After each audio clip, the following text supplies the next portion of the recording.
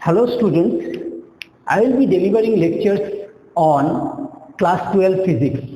If you check your syllabus, you will find that the first unit is on electrostatics.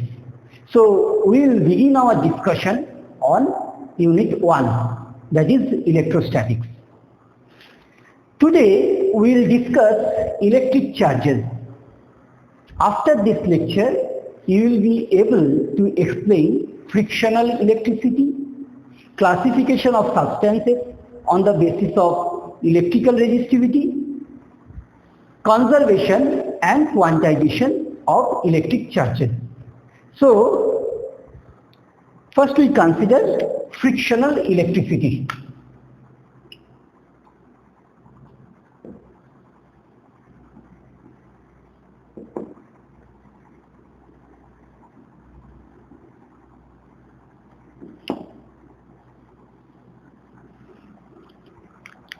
You are aware of the fact that static electricity is generated due to rubbing of two insulating surfaces. That is known as frictional electricity. Let us now consider one example. You have a glass rod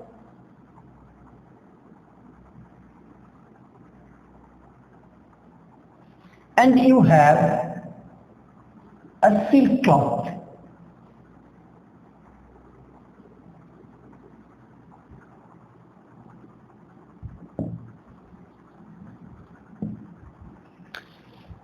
When this glass rod is rubbed with silk cloth, some of the electrons will be transferred from glass rod to the silk.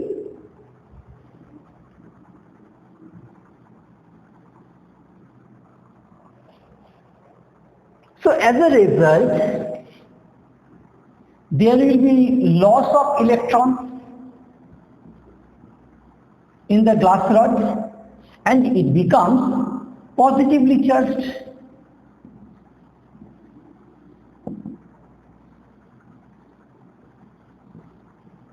On the other hand, there will be gain of electrons in the silk cloth. As a result, it becomes negatively charged. So, there are two types of electric charges.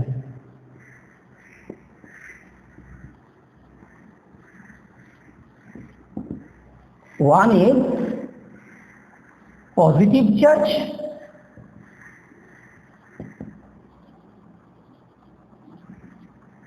and the other is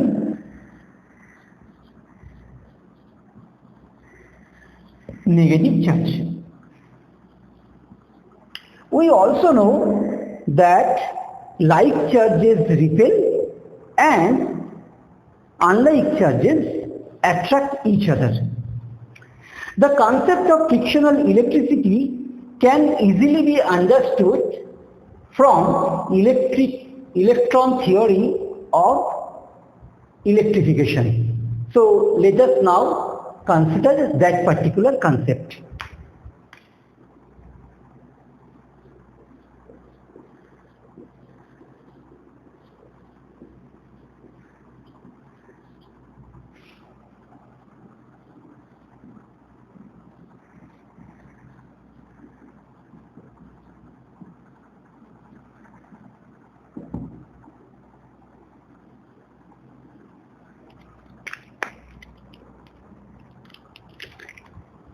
In an atom, at the center, there is a nucleus. The nucleus contains both protons and neutrons. and electrons revolve around the nucleus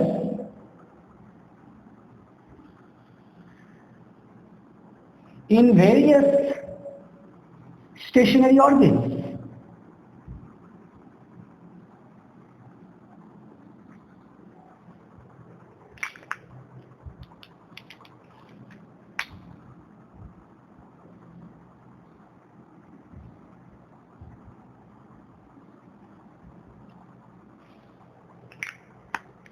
Now, neutrons are chargeless, protons are positively charged,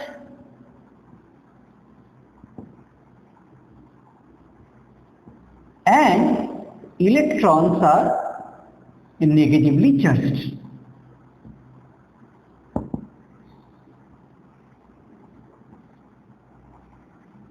In an atom, number of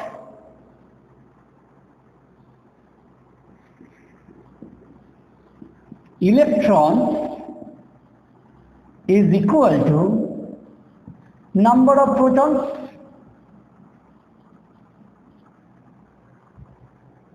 Also, magnitude of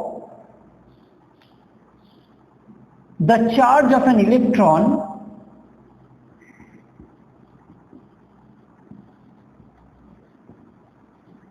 is equal to the magnitude of the charge of a proton. So you can easily understand that total amount of positive charge in an atom is equal to total amount of negative charge in the atom. So an atom is electrically neutral.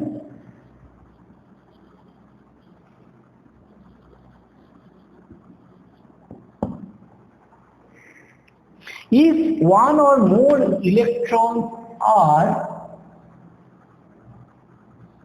extracted from this, then there will be deficiency of electrons in the atom. So it becomes positively charged. On the other hand,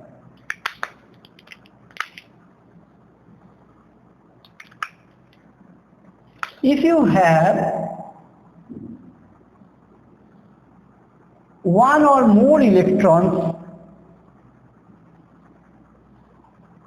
given to this atom, then the net amount of negative charge in the atom will increase.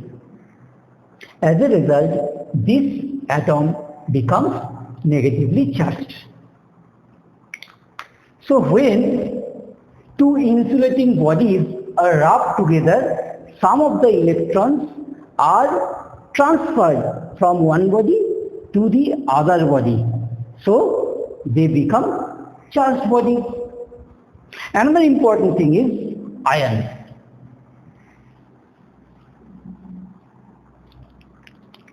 Ion is an atom or group of atoms having resultant charge because of loss or gain of electrons. So I believe that you understood the concept of electron theory for electrification. Now we will consider classification of substances on the basis of electrical resistivity. All substances are grouped under three categories. One of them is known as conductors, second group is known as insulators, and the third group is termed as semiconductors.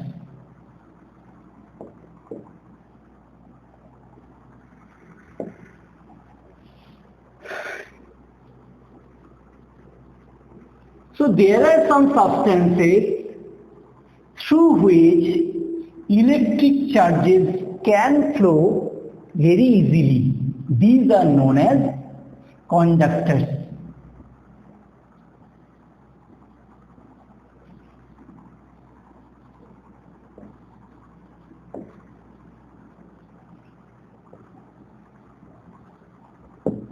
Some examples of conductors are metals,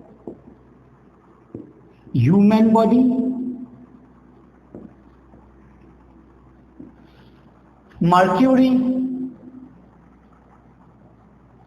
electrolytes, etc.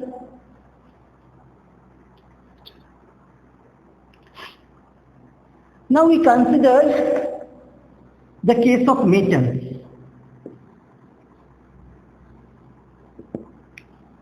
In case of metals, only electrons are free to move. Only electrons are free to move. If we consider metals, then the electrons in the outermost orbit of the atoms very easily leave the atom. They become free and they can flow throughout the entire volume of the metal. Okay, and that's why metal becomes conductor.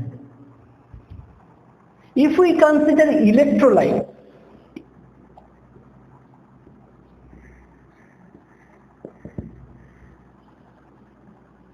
in case of electrolytes, both positive and negative ion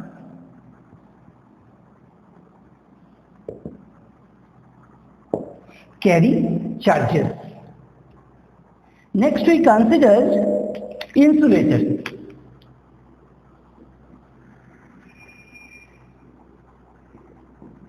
There are some substances through which electric charge cannot flow.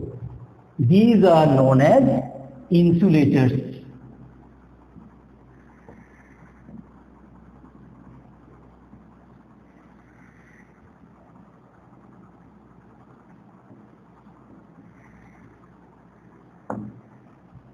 Examples of insulators are nylon, glass, plastic, dry wood, etc. In fact, in case of insulators, there is no free electron. In other words, you can say that insulators offer very high resistance to the movement of electric charges. As a result, they do not show any conductivity. One most important difference between insulators and metals is, if you give some amount of charge on the metal surface, that charge readily gets distributed over the entire surface of the metal. But in case of insulator, if you give some amount of charge at some point on the insulator surface, then that charge stays there. That is not distributed over the entire surface. That is one most important difference between insulators and metals. That is very important. Please keep it in mind. So the third category I have mentioned earlier is semiconductors. So there are some other substances which offer resistances to the flow of charge carriers, which is intermediate between insulator and conductor. These are known as semiconductors. So, offers intermediate resistance between, or simply offer intermediate resistance. Okay. Examples, we may consider germanium, we may consider silicon. So these are examples of semiconductors. Let us now consider the SI unit of charge.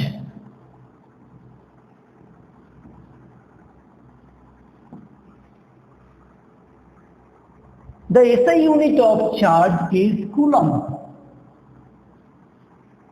Okay? And you also know that current I can be defined as the amount of charge flowing through a conductor in unit time. So I may consider I is equal to Q by T. So you can also write it as Q is equal to I into T. So in SI unit you can easily say that coulomb is equal to ampere into second. Okay. So from this I can also define 1 coulomb. We can say that if a conductor carries 1 ampere of current in 1 second, then the amount of charge that flows through the conductor will be equal to 1 coulomb. So this is how you can define 1 coulomb. But this 1 coulomb charge is very big amount of charge. In practice, we use smaller units of charge like millicoulomb, microcoulomb, nanocoulomb. 1 millicoulomb is equal to 10 to the power minus 3 coulomb. 1 microcoulomb is equal to 10 to the power minus 6 coulomb. 1 nanocoulomb is equal to 10 to the power minus 9 coulomb. Now you may consider the charge of an electron. The charge of an electron is minus 1.6 into 10 to the power minus 19 coulomb. So charge of an electron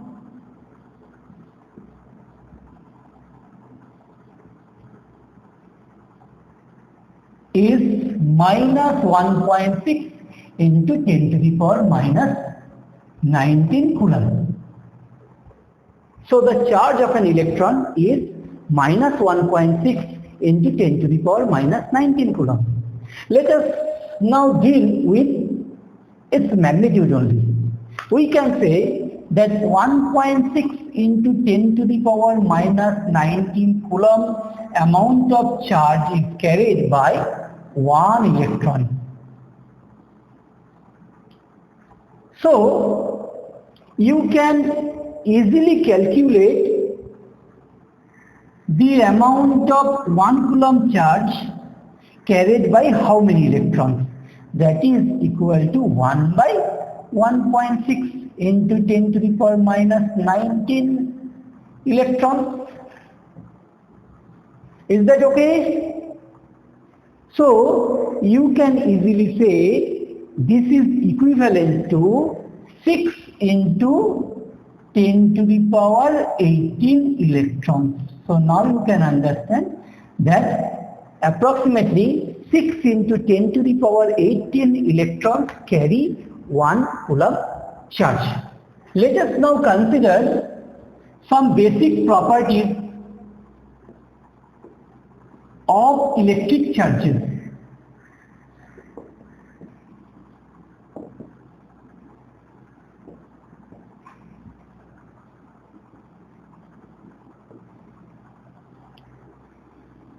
Okay.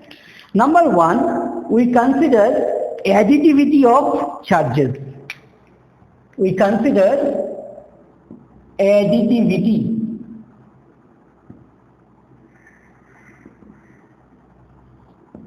of charges.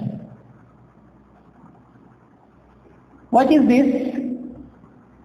Let us now consider a system of n charges. A system of n charges. And the charges are Q1, Q2, Q3 up to Qn. Therefore, the total amount of charge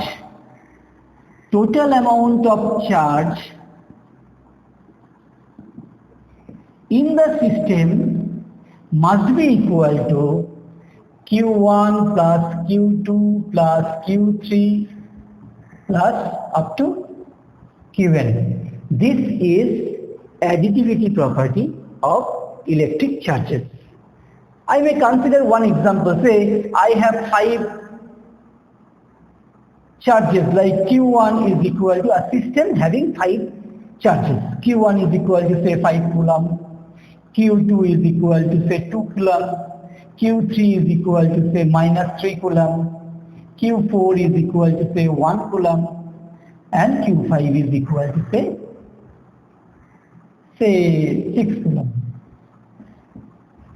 So the total amount of charge in the system will be 5 plus 2 minus 3 plus 1 plus 6. So you can easily calculate 5 plus 2, 7, 8, 14, 14 minus 13, that is equal to 11 coulomb. So the total amount of charges within the system will be equal to 11 coulomb. So that is the additivity property of charges. Second property is conservation of electric charges. We consider conservation of electric charges.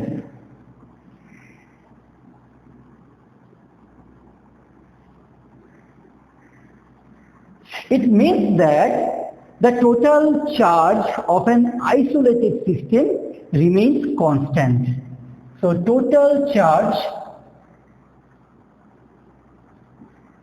in an isolated system remains constant.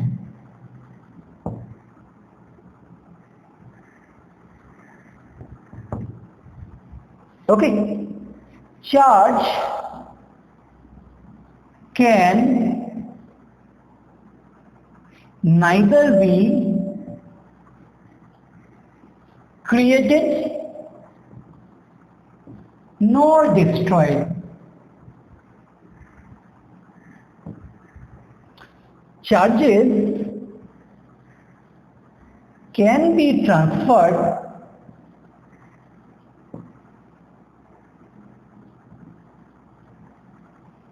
from one body to another. So this is conservation property of electric charges.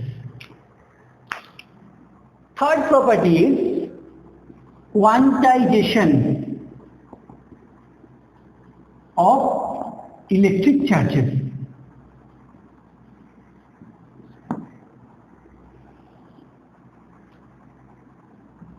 It states that the amount of charge on a body is always an integral multiple of some basic unit of charge. That means if I consider that Q is the total charge on a body, then this Q can be written as N into E, where N can be positive or negative integer,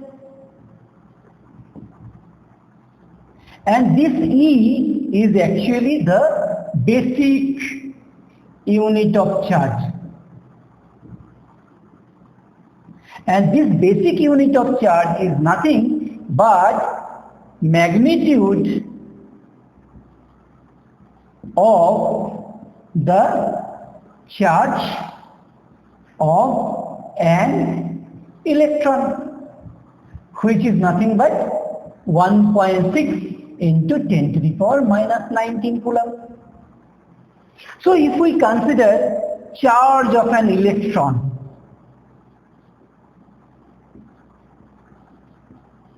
that must be equal to minus E. If we consider charge of a proton, that must be plus E. If we consider the charge of an alpha particle, if we consider the charge of an alpha particle, so the corresponding charge will be equal to twice E. So this is how you can represent the charge on any body in terms of integral multiple of this basic unit E. You have to keep in mind one important thing. No charge is found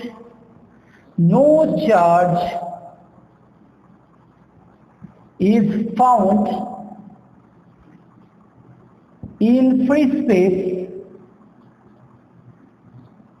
which is a fraction of E. Yes, nowadays we talk about quarks, but even quarks cannot exist in free state. So we consider the charge of an electron to be the basic unit of charge, and it is available in free state. So this is all about quantization of charges. So the fourth and final property is invariance property. Invariance property of charge.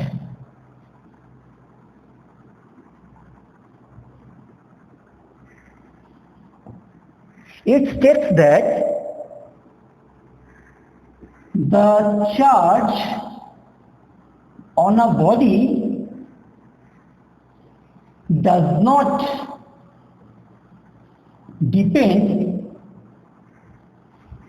on its speed or velocity. So these are various properties of electric charges. So in this lecture we have learned about frictional electricity. We have explained frictional electricity on the basis of electron theory of electrification. Then we have considered classification of substances on the basis of electrical resistivity. Then we considered SI units of electric charge, and finally we considered some basic properties of electric charges. Thank you.